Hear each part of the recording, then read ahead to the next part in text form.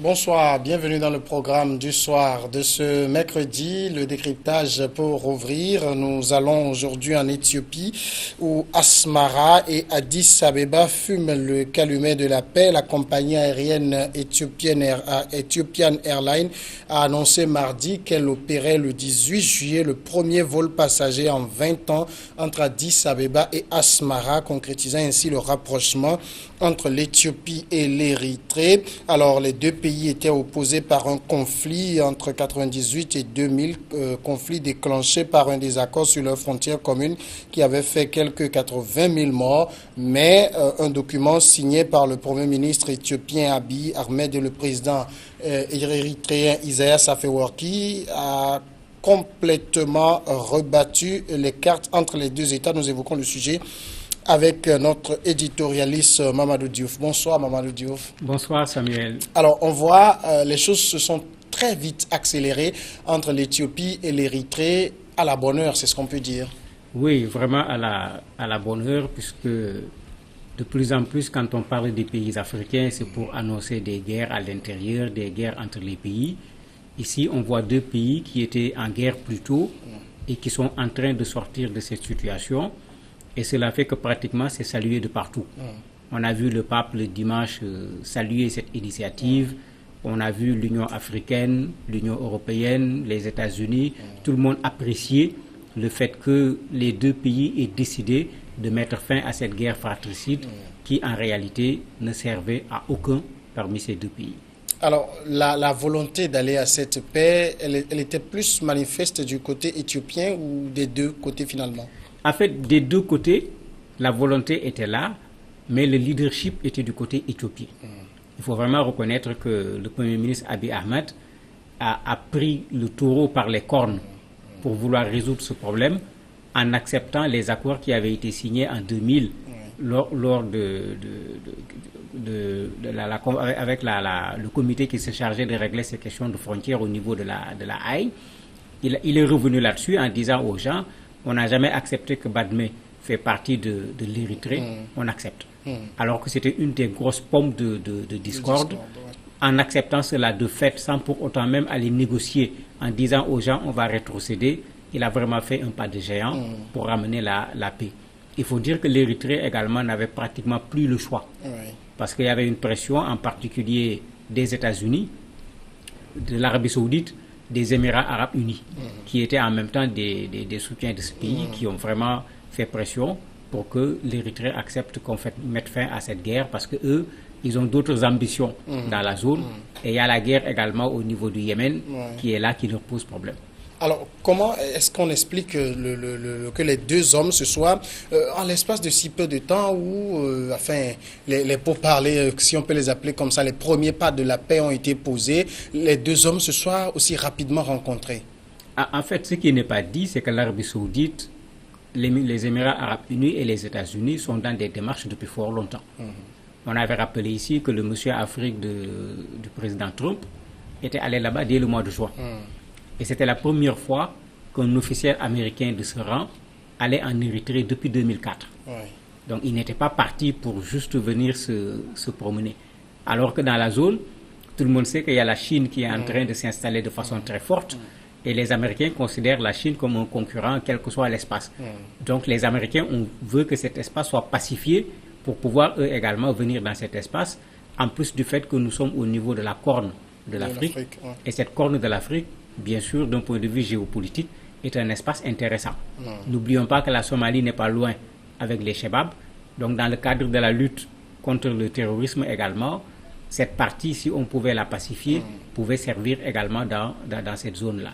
Il faut également dire que l'Érythrée surtout en avait besoin parce que l'Érythrée était sous sanction des Nations Unies, sous embargo sur le plan militaire, et on les accusait de collaborer ou bien même d'aider certains groupes armés au niveau de la Somalie.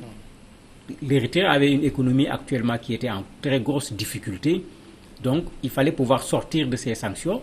Les Émirats Arabes Unis, qui sont un de leurs alliés, qui ont d'ailleurs une base militaire au niveau de l'Érythrée, base militaire de laquelle même décollent certains avions pour aller bombarder au niveau du Yémen. les Émirats arabes unis ont refusé de leur accorder un prêt. Oui. Et ils ont accordé un prêt À à l'Éthiopie. Ils ont besoin également de ce prêt-là. Ils ont besoin d'argent comme malheureusement tous nos pays. Et le président a compris que s'il faut sortir de cette situation, il faut changer de fusil d'épaule, ce qu'il a finalement fait. On a un peu forcé la main à Isaias Afewerki. Certainement, puisque il y a un article de Jeune Afrique où ils disent carrément Afewerki contre Afewerki. C'est-à-dire, c'est quelqu'un qu'on a toujours regardé, parfois même les gens sont allés très loin en demandant même est-ce que c'est pas un psychopathe, parce que il y avait tellement de problèmes entre eux que Ethiopian, par exemple, ne peut pas survoler l'espace aérien de l'Érythrée. Ils sont obligés de faire le tour. Parce qu'il y avait tellement, le président était tellement obnubilé par le fait qu'ils seront envahis, ils seront attaqués, que même l'avion civil, il n'accepte pas qu'il traverse les frontières. Et Ethiopian également ne voulait pas prendre ces risques. C'est pourquoi on se dit qu'à un certain moment, il a dû faire un gros effort sur lui-même, un gros effort également certainement sur les gens qui l'entourent, pour que les gens comprennent que cette situation ne pouvait plus continuer. Il faut aller vers la paix et trouver une solution définitive. Est-ce que l'avenir politique même du président érythréen n'est pas un peu remis en cause avec cet accord de paix? Certainement, parce que malheureusement, il a battu tout ce qu'il a fait sur son conflit avec l'Éthiopie. Il ne voulait pas de multipartisme, il ne voulait pas de liberté démocratique, il ne voulait de rien, parce que pour lui, le pays est pratiquement en situation de guerre. On ne peut pas se permettre, j'allais dire, un certain luxe, alors que nous sommes là sous la menace d'un envahissement de l'Éthiopie. C'est le discours qu'il a toujours tenu, de sorte que l'Érythrée fait partie des rares pays en Afrique où jusqu'à présent, il y a un seul parti. On est toujours sous le régime de parti unique. Tout ce qui existe comme opposition se trouve en exil au Soudan ou bien en Éthiopie. Personne ne peut s'opposer sur le sol. Ce qui veut dire que sur ce plan-là, il ne pourra plus tenir ce discours. Puisqu'ils ont signé un accord d'amitié et de paix. Il ne peut plus tenir ce discours et les Érythréens eux-mêmes vont demander à ce que, avec ces accords, qu'il y ait également une ouverture démocratique, que d'autres personnes puissent prétendre à la magistrature suprême, sans compter que c'est un président également qui prend de l'âge et qui, comme toute personne du troisième âge, doit penser à aller prendre sa retraite. Alors, l'accord signé entre les deux personnages prévoit la reprise du commerce, des transports, des télécommunications, le rétablissement des relations diplomatiques. Alors, sur un plan purement commercial, est-ce que l'Éthiopie n'y gagne pas plus? Déjà, on voit Ethiopian Airlines qui va entamer ses vols dès le 18 juillet prochain. Bien sûr, l'Éthiopie va gagner également sur le plan commercial parce que dans les relations en termes de commerce entre les deux pays, l'Éthiopie va plus tirer de l'argent de l'Érythrée que le contraire. On en parle déjà avec Ethiopian qui va reprendre ses vols. Vous avez même des gens qui sont candidats parce que ce que les gens oublient, c'est que Éthiopie, Érythrée, c'est pratiquement le même pays. C'est l'éternel problème avec les frontières, la colonisation des populations qu'on a séparées. Il y a même des gens qui sont déjà candidats pour le premier vol. Il y a un qui dit que lui, il est éthiopien, mais son grand-père, toute la famille se trouve de l'autre côté, il ne les connaît pas. Donc lui, il est prêt déjà pour prendre le premier vol, pour aller à Asmara, parce qu'il veut rencontrer une partie de sa famille que lui-même ne connaît pas, parce que la guerre les a séparés. Donc il y a également un besoin sur ce plan-là, de sorte que Ethiopian va très certainement tirer son épingle du jeu, parce qu'il desserve déjà beaucoup d'autres espaces. S'il desserve, ce ne sera pas pour desservir tout simplement Érythrée, mais ce sera prendre également les Érythréens pour les amener vers d'autres destinations, parce qu'on ne leur connaît pas une compagnie qui leur permette de faire cela. Donc sur ce plan-là, effectivement, l'Éthiopie a bien des choses à gagner. Et ça va encore être un raccourci de plus pour Ethiopian Airlines qui n'a plus à contourner l'espace aérien. Oui, à coup sûr. Puisque pour des raisons de sécurité, Ethiopian ne voulait pas courir ce risque. Mais également, pour des raisons d'envahissement éventuel, on penserait que peut-être Ethiopian est en train de surveiller en tant qu'avion civil, mais peut-être qu'il y a une caméra qui est là, cachée, qui prend des images pour savoir. Donc il y a tellement d'éléments qui faisaient que aucun des deux pays ne prenait le risque de traverser l'espace aérien de l'autre. Mais non seulement c'est un raccourci, mais c'est une économie également. Parce que l'avion va avoir un chemin beaucoup plus court pour aller vers certains endroits. Pour Ethiopian, à coup sûr, il y a tout à gagner et il ne faut pas être surpris qu'il soit déjà prêt à rallier Asmara dès la semaine prochaine parce qu'ils savent parfaitement le marché qui est là et qui les attend. Et qu'est-ce que l'Érythrée y gagne? L'Érythrée pourra gagner au niveau de plusieurs aspects. Le premier aspect, on a vu l'Éthiopie, qui est actuellement membre non permanent au niveau du Conseil de sécurité des Nations Unies, demander à ce que les sanctions contre l'Érythrée soient levées. Ils l'ont officiellement demandé. Il y a eu quand même de la résistance au niveau de certains membres parce qu'il y a également un conflit entre l'Érythrée et Djibouti au niveau de la frontière. La Côte d'Ivoire en particulier avait demandé, au moment où on négociait les accords, qu'on intègre cet élément au niveau de l'accord. Bon, on n'a pas encore intégré l'élément au niveau de l'accord, mais ça fait que au niveau des Nations Unies, il y a encore un peu d'hésitation pour ce qui est de la levée des sanctions. Mais si l'Éthiopie même prend le devant pour demander que les sanctions soient levées, cela veut dire qu'on peut facilement avoir une suite qui sera une suite favorable. Le deuxième avantage qu'il va avoir, c'est l'avantage économique. Le prêt qu'il a essayé d'avoir au niveau des Émirats Arabes Unis et autres, sans pour autant pouvoir l'avoir, ce qui est sûr, c'est que si la paix revient, puisque c'était la condition, ils vont pouvoir bénéficier de ces prêts et l'Érythrée en a besoin pour relancer son économie. Donc le président, à la limite, comme disait un analyste, il n'avait pas le choix. Ce n'était plus une affaire d'accepter ou de ne pas accepter. Les conditions économiques dans le pays étaient telles qu'il n'avait pas le choix que d'accepter cet accord face aux pressions qu'il était en train de subir. Au niveau des populations des deux pays, est-ce que cet accord de paix est très bien accueilli? Très bien accueilli. Je parlais tout à l'heure de cet Éthiopien qui était pressé d'aller revoir une partie de sa famille. En Éthiopie, on a vu les gens jubiler à cause de l'accord.